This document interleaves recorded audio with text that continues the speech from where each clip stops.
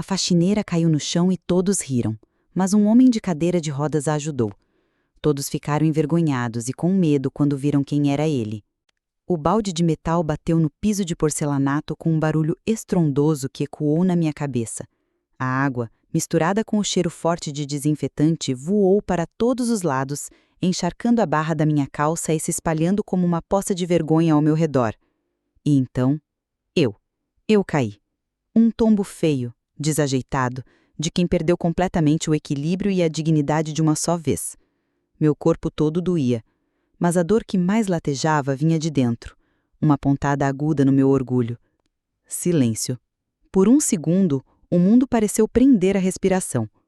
E então, veio o som que eu mais temia. Primeiro uma risadinha abafada, depois outra, e logo a sala de reuniões inteira estava rindo.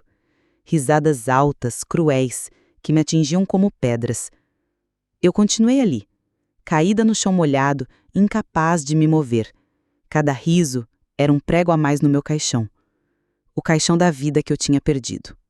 "Olha só, a nova estrela da limpeza!" Uma voz feminina zombou, vinda de algum lugar perto da enorme mesa de vidro. "Cuidado para não quebrar nada, querida. O que quebrou aí já foi o suficiente." Mais risadas. Eu fechei os olhos com força, desejando que o chão se abrisse e me engolisse. Era meu primeiro dia tentando recomeçar do zero absoluto. Aos 45 anos, eu, Selma, que já tive minha própria empresa, que já comandei equipes e fechei negócios importantes, estava ali, de uniforme, caída no chão de uma empresa que não era minha, servindo de piada para um bando de gente que não sabia nada da minha história. Minhas mãos tremiam quando tentei me apoiar para levantar. A manga do uniforme estava ensopada e grudava na minha pele. O cheiro de pinho invadia minhas narinas, misturando-se com o cheiro da minha própria humilhação.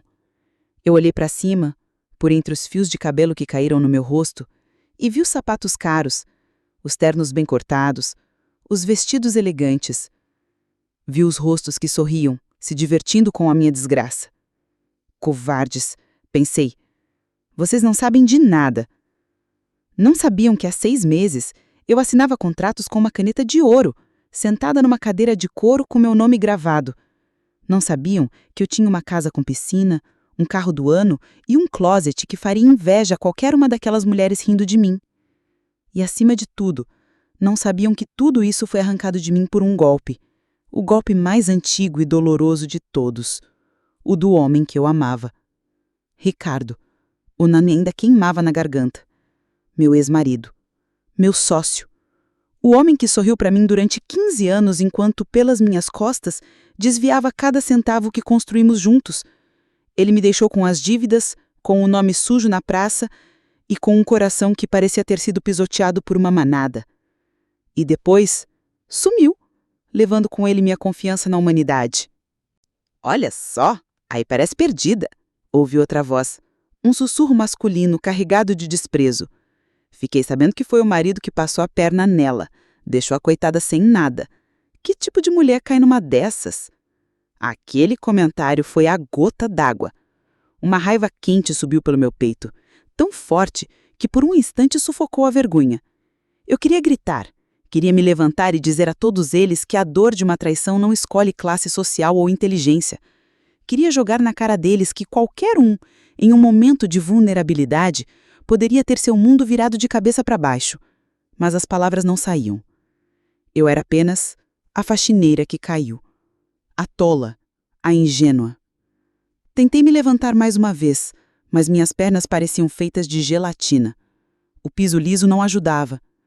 Minhas mãos escorregaram na água e eu quase caí de novo, o que provocou uma nova onda de risos. Era um espetáculo, e eu era a atração principal. Eu estava prestes a desistir, a simplesmente ficar ali e chorar, quando um silêncio repentino e pesado caiu sobre a sala. As risadas morreram na garganta das pessoas. O ar ficou tenso, como se alguém importante tivesse entrado. Eu não ousei olhar para a porta. Mantive meus olhos fixos em uma gota d'água que escorria lentamente pelo porcelanato como uma lágrima do próprio chão. O silêncio se prolongou por alguns segundos que pareceram uma eternidade. Então, ouvi um som diferente. Um zumbido suave, elétrico, acompanhado pelo rolar de rodas de borracha no piso. O som vinha se aproximando de mim, devagar, mas constante. Eu senti uma sombra sobre mim, uma presença que bloqueou a luz forte que vinha das janelas. Hesitante, levantei o olhar. O que eu vi não foram sapatos caros ou a barra de uma calça de grife. O que eu vi foram 2 rodas grandes e, um pouco mais acima, 2 mãos firmes apoiadas em um par de jeans. O homem na cadeira de rodas parou bem na minha frente. Seu rosto estava na sombra e eu não conseguia ver sua expressão. Ninguém na sala ousava emitir um único som. A atmosfera de zombaria tinha se transformado em um medo quase palpável. Eu podia sentir os olhares assustados sobre nós, mas pela primeira vez desde que caí, eles não eram mais o foco. O homem se inclinou para frente, o mecanismo da cadeira fazendo um leve clique. Ele não disse uma palavra, apenas estendeu a mão para mim. Uma mão forte, com dedos longos e calos discretos na palma. Era um convite silencioso, uma oferta de ajuda no meio do meu naufrágio. E no silêncio ensurdecedor daquela sala, aquela mão estendida era a única coisa real no mundo. Hesitei por um instante. Minha mão estava suja, molhada e tremia levemente. Como eu poderia apertar a mão daquele homem? A vergonha me paralisava mais do que a dor no corpo. Mas a gentileza silenciosa em seu olhar, que agora eu podia ver melhor, venceu minha hesitação. Coloquei minha mão na dele. O aperto foi firme, seguro. Senti uma força inesperada ali, uma determinação que parecia transcender a condição física. Com um esforço mínimo, ele me ajudou a levantar. Suas mãos eram fortes e estáveis, e em nenhum momento ele vacilou. Quando finalmente estava de pé, cambaleando um pouco, ele não soltou minha mão imediatamente. Seus olhos encontraram os meus. Eram olhos escuros, profundos, com um brilho intenso que parecia enxergar através de toda a minha máscara de humilhação. Não havia pena ali, nem condescendência. Havia apenas uma compreensão silenciosa. "Você está bem?" Ele perguntou, a voz rouca e um pouco baixa, mas com uma clareza surpreendente. A pergunta era simples, mas o modo como ele a pronunciou, com uma preocupação genuína, fez com que as lágrimas que eu tanto segurava ameaçassem cair. Eu apenas conseguia acenar com a cabeça, ainda sentindo o rosto corar por vergonha. Soltei minha mão da dele e olhei para baixo para a poça d'água aos meus pés. O estrago era visível. Além da água, havia pedaços de pano de chão e a embalagem aberta do produto de limpeza. "Deixe isso comigo", ele disse, seguindo o meu olhar. "José e Marta cuidarão da limpeza." Ele se virou levemente em sua cadeira, sem precisar usar as mãos para impulsionar as rodas, e seu olhar percorreu a sala. O silêncio que se seguiu era diferente do anterior.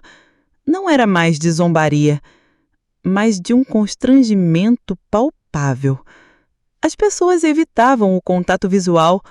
Algumas até desviaram o olhar rapidamente, como se tivessem sido pegas em flagrante fazendo algo errado. E, de certa forma, tinham sido.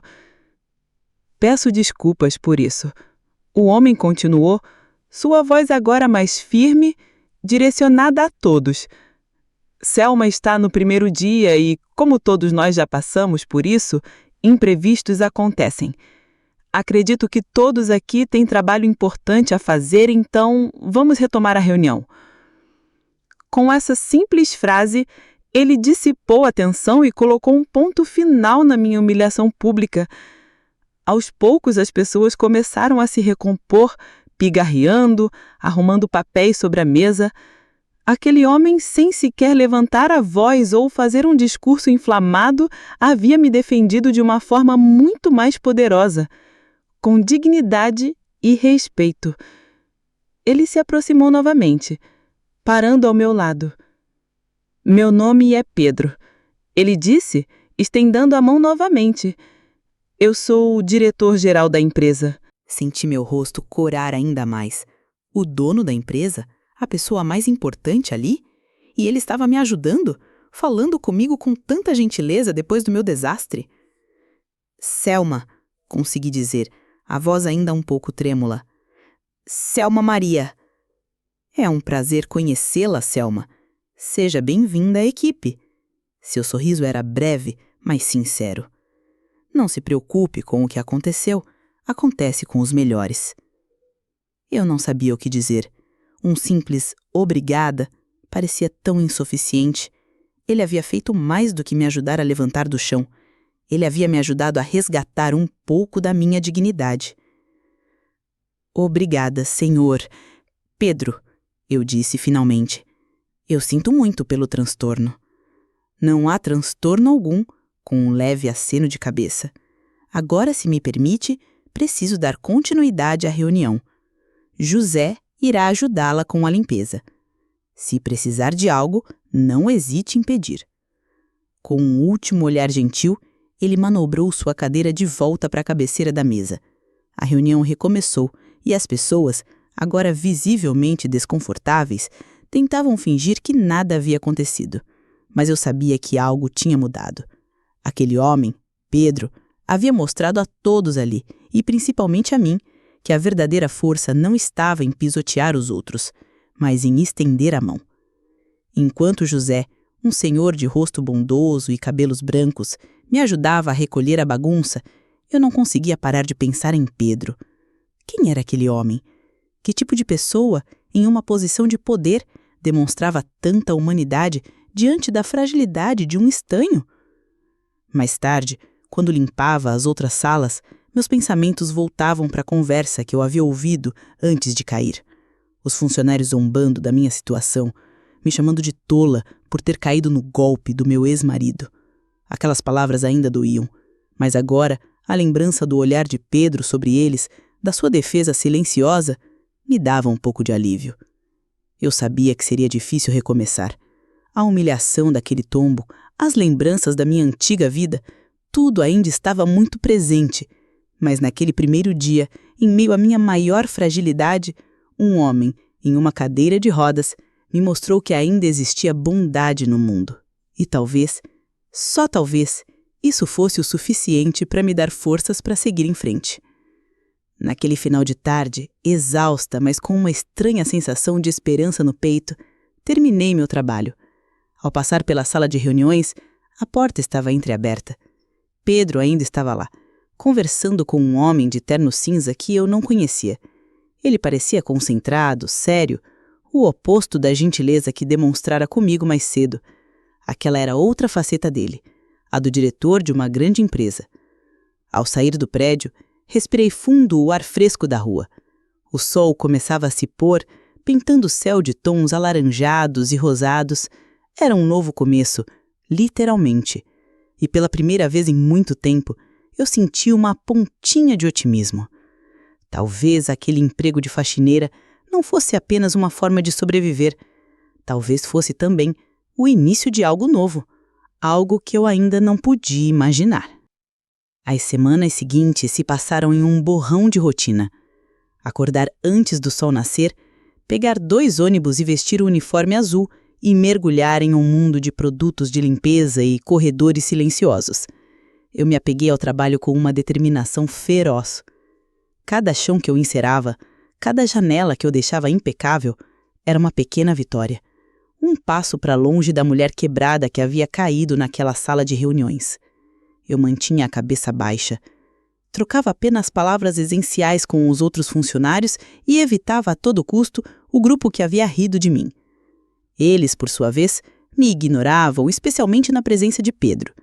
A intervenção dele havia deixado uma marca. Eu via Pedro de vez em quando. Um aceno de cabeça no corredor, um bom dia apressado enquanto ele manobrava sua cadeira para o elevador. Cada pequeno gesto de reconhecimento vindo dele era como um bálsamo. Ele não me via como a faxineira desastrada, mas como Selma, e isso, para mim, valia mais do que qualquer salário.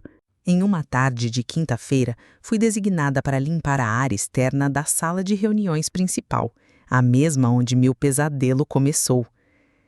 As paredes eram de vidro do chão ao teto, permitindo total visibilidade de dentro para fora e vice-versa, embora o som fosse abafado. Uma reunião importante estava acontecendo. Pela fresta da porta, pude ver Pedro na cabeceira da mesa e, ao lado dele, o mesmo homem de terno cinza que eu vira no meu primeiro dia. Comecei a limpar os vidros metodicamente, de costas para a sala, tentando focar apenas no movimento do rodo e na espuma do sabão. Mas algo na voz do homem de terno, mesmo abafada pelo vidro, me causou um arrepio. Era um tom familiar, uma cadência que me trazia péssimas lembranças. Forcei-me a ignorar. Era paranoia, só podia ser. O trauma me deixando ver fantasmas onde não existiam. Continuei meu trabalho, mas a sensação ruim não passava. Dei a volta para limpar o outro lado, agora de frente para a sala. Foi quando o homem se levantou para pegar um café e seu rosto ficou claramente visível. Meu coração parou por um segundo e depois disparou como um cavalo assustado. O ar sumiu dos meus pulmões. Era Afonso, o sócio de Ricardo, o homem que apertou minha mão em jantares de negócios, que elogiou minha visão empresarial, que sorriu para mim enquanto, pelas minhas costas, planejava minha ruína junto com meu marido. Vê-lo ali, no mesmo prédio que eu, tentando parecer respeitável com seu terno caro e seu sorriso ensaiado, fez meu estômago revirar. O que ele estava fazendo aqui? Minhas mãos começaram a suar. O rodo de limpeza pareceu pesar 1 tonelada. Eu me afastei do vidro, tentando me esconder atrás de uma pilastra. Mas meus olhos continuavam grudados nele. Eles estavam prestes a fechar um negócio. Risadas, apertos de mão, gráficos projetados na parede. Tudo parecia tão normal, tão profissional. Mas eu sabia que por trás daquela fachada havia um predador. A porta da sala se abriu e uma secretária entrou para servir mais água. Por um breve momento, o som da reunião vazou para o corredor com mais clareza. E foi aí que eu ouvi o nome. O investimento na Innovari Holdings é a chave para nossa expansão internacional, Afonso dizia com sua voz pomposa. Innovari Holdings. Um gelo percorreu minha espinha. Innovari Holdings, a empresa de fachada. A mesma empresa fantasma que Ricardo usou para desviar todo o nosso patrimônio. A conta no paraíso fiscal, o esquema de importação, a falsa promessa de lucros exorbitantes. Era o mesmo golpe, palavra por palavra. A isca era a mesma. E Pedro, o homem que me estendeu a mão quando eu estava no chão, estava prestes a morder. O pânico tomou conta de mim. Eu precisava fazer alguma coisa, precisava avisá-lo. Mas como? Quem acreditaria em mim? Eu era a faxineira, a mulher que, como eles mesmos disseram, foi tola o suficiente para cair em um golpe. Se eu entrasse naquela sala e acusasse aquele homem, eles ririam de mim de novo, me chamariam de louca. Eu seria demitida na mesma hora e Pedro ainda assim perderia tudo. Corri para o banheiro, o coração martelando no peito. Joguei água fria no rosto tentando pensar. Minhas mãos tremiam tanto que eu mal conseguia abrir a torneira. Eu olhei meu reflexo no espelho. Vi o uniforme, o rosto cansado, o cabelo preso num coque simples. Não era a imagem de alguém que seria levada a sério em uma reunião de negócios. Mas eu sei a verdade. Uma voz dentro de mim gritou. Eu vivi essa mentira. Eu sei exatamente como eles operam. A imagem de Pedro veio à minha mente. Seu olhar gentil, sua defesa silenciosa. Ele não merecia isso. Ninguém merecia. Eu tinha a chance de impedir que a vida de outra pessoa fosse destruída da mesma forma que a minha foi. Mas o medo era paralisante. O medo da humilhação, da descrença, de ser expulso e jogada de volta à miséria total. Fiquei ali, dividida entre o instinto de autopreservação e a necessidade de fazer a coisa certa. O que era pior, ser humilhada de novo ou viver com a culpa de saber que eu poderia ter evitado a ruína de um homem bom e não fiz nada? A resposta veio clara e dolorosa. A pior coisa era o silêncio, a omissão. Deixar que canalhas como Afonso e Ricardo continuassem a destruir vidas impunemente. Minha vida já tinha sido virada de cabeça para baixo. O que mais eu tinha a perder? Meu emprego? Comparado à dignidade de outra pessoa, isso não era nada. Respirei fundo. A tremedeira nas mãos diminuiu, substituída por uma fria determinação. Enxuguei o rosto, ajeitei meu uniforme e saí do banheiro. Marchando pelo corredor, eu não era mais a faxineira assustada. Eu era Selma, a empresária, e eu ia impedir aquele golpe. Parei em frente à porta do escritório de Pedro. Eu sabia que ele iria para lá assim que a reunião terminasse. Cada minuto parecia uma hora. Finalmente, ouvi o som de vozes se aproximando. A porta da sala de reuniões se abriu. Vi Afonso se despedindo de Pedro com um aperto de mão e um sorriso falso. "Te vejo amanhã para a assinatura, então, Pedro. Um grande passo para nós dois", disse Afonso. "Com certeza, um grande passo", Pedro respondeu, com um ar profissional. Meu sangue gelou. Amanhã. Eu tinha até amanhã. Afonso se foi e Pedro manobrou sua cadeira em direção ao seu escritório. Ele não me notou, parado na sombra do corredor. Ele entrou em sua sala e a porta começou a se fechar lentamente. Era agora ou nunca. Com o coração na boca, eu dei um passo à frente e bati na porta antes que ela se fechasse por completo. A porta parou a centímetros de se fechar. Pedro olhou para cima, surpreso. Sua expressão profissional se suavizou um pouco ao me ver ali parada, com as mãos torcidas em frente ao corpo. "Selma, aconteceu alguma coisa? Você está pálida." Eu engoli em seco, a boca repentinamente seca. As palavras que eu havia ensaiado na minha cabeça desapareceram. "Senhor Pedro, eu preciso falar com o senhor. É urgente." Ele franziu a testa, com a curiosidade misturada com preocupação. "Claro. Entre, por favor." Ele manobrou sua cadeira para trás, abrindo espaço para mim em seu escritório espaçoso e elegante. "Sente-se." Eu entrei, mas não consegui me sentar. Permaneci de pé, perto da porta, como um animal assustado pronto a fugir. "Senhor, o que eu vou dizer vai parecer loucura. E eu sei qual é a minha posição nesta empresa, eu sei que não tenho direito de... Mas eu não posso ficar calada." Ele me observou em silêncio, sua atenção totalmente focada em mim. Ele juntou as mãos sobre a mesa, esperando. O silêncio dele era mais encorajador do que qualquer palavra seria.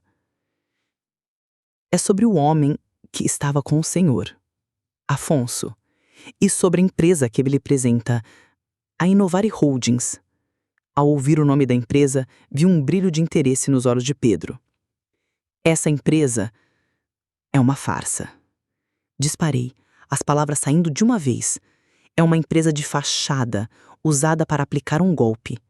Eles prometem uma parceria internacional, usam contratos complexos para esconder cláusulas de desvio de capital e, no fim, eles somem com todo o dinheiro do investimento.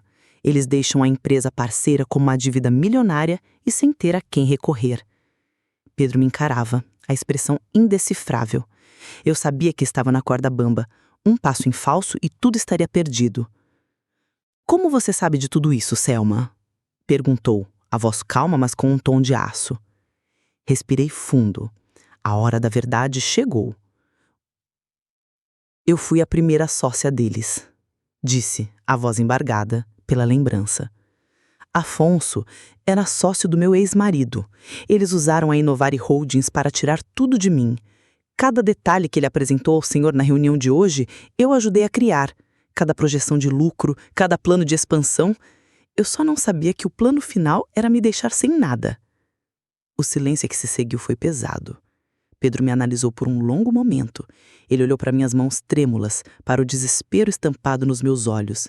Ele podia me dispensar, me chamar de louca, me mandar embora, mas ele não o fez. "Quais eram os bancos?" "Contas nas Ilhas Cayman e na Suíça", respondi sem hesitar. "Eles usam um sistema de transferência fracionada para dificultar o rastreamento."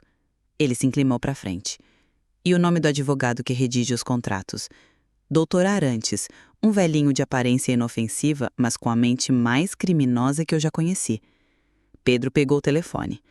"Cancele todos os meus compromissos para o resto do dia", disse ele à sua secretária. Depois, desligou e olhou para mim. "Conte-me tudo, desde o início. Não omita um único detalhe." E eu contei. Por mais de 1 hora, revelei toda a minha história, a ascensão e a queda, a traição de Ricardo, o mecanismo do golpe. Pedro ouvia atentamente, fazendo perguntas pontuais e inteligentes. Quando terminei, eu estava exausta, como se eu tivesse revivido todo o pesadelo. Ele ficou em silêncio por um momento, processando tudo, então um sorriso fino, quase perigoso, surgiu em seus lábios. "Afonso e seu ex-marido subestimaram você, Selma. E agora, eles me subestimaram." Pedro pegou o telefone novamente. "Quero nossa equipe jurídica e de segurança aqui em 10 minutos. Temos uma armadilha para montar." O dia seguinte foi o mais longo da minha vida. Seguindo o plano de Pedro, agi normalmente, limpando os corredores, mas por dentro, meu corpo era pura adrenalina. Pedro havia contatado a Polícia Federal, que, após uma verificação rápida, encontrou registros suspeitos ligados a Afonso e a Innovari Holdings. A armadilha estava pronta. Às 10 da manhã, Afonso chegou para a assinatura, sorridente e confiante. Para minha surpresa e horror, Ricardo, meu ex-marido, estava com ele. Vê-lo ali, com o mesmo sorriso cínico de sempre, fez meu sangue ferver. Eu estava em uma sala ao lado, observando tudo por um monitor, junto com Pedro e 2 agentes à paisana. "Então, Pedro, pronto para fazer história?" disse Ricardo, estendendo a caneta para ele. Pedro sorriu. "Claro, mas antes, acho que vocês deveriam conhecer a nova consultora de investimentos que contratei. A opinião dela foi fundamental para fecharmos este negócio." Pedro apertou um botão em sua mesa e a porta da sala de reuniões se abriu. Eu entrei. O sorriso de Ricardo congelou. Seus olhos se arregalaram e a cor sumiu do seu rosto. Afonso ficou pálido, olhando de mim para Pedro sem entender. "Selma? O quê? O que você está fazendo aqui?" "Garantindo que a justiça seja feita", disse eu, a voz firme, sem um pingo de tremor. Naquele momento, eu não era mais a vítima. Eu tinha o controle. "Acabou, Ricardo. O show de vocês acabou." Nesse instante, os agentes que estavam na sala se levantaram e outros entraram. "Afonso Tavares e Ricardo Mendes, vocês estão presos por formação de quadrilha, estelionato e lavagem de dinheiro." O caos se instalou, mas eu só tinha olhos para Ricardo. Ele me olhava com uma mistura de ódio e pânico. Todo o poder e arrogância dele havia se desfeito.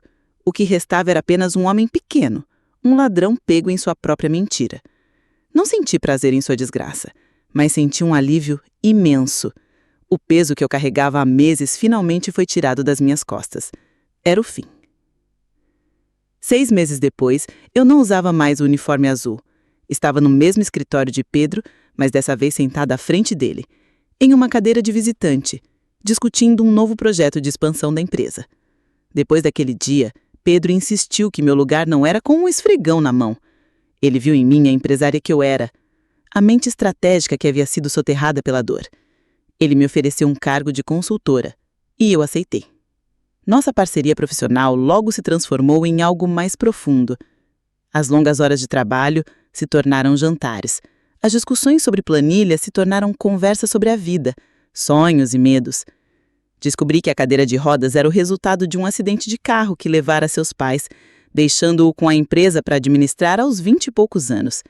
Ele, assim como eu, conhecia a dor da perda e a força necessária para se reerguer. Encontramos um no outro não apenas amor, mas parceria e respeito.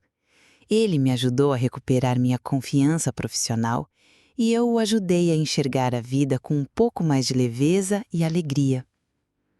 1 ano depois do dia em que caí no chão daquela sala de reuniões, eu me casei com Pedro, em uma cerimônia simples, rodeada de verdadeiros amigos. Hoje eu não sou apenas sua esposa, sou a diretora de operações da empresa. Juntos, nós a tornamos maior e mais forte. Às vezes, quando passo por aquela sala de reuniões, eu me lembro da mulher caída, humilhada, com o cheiro de desinfetante impregnado na roupa. Lembro da dor, da vergonha, do desespero. Mas não sinto mais tristeza.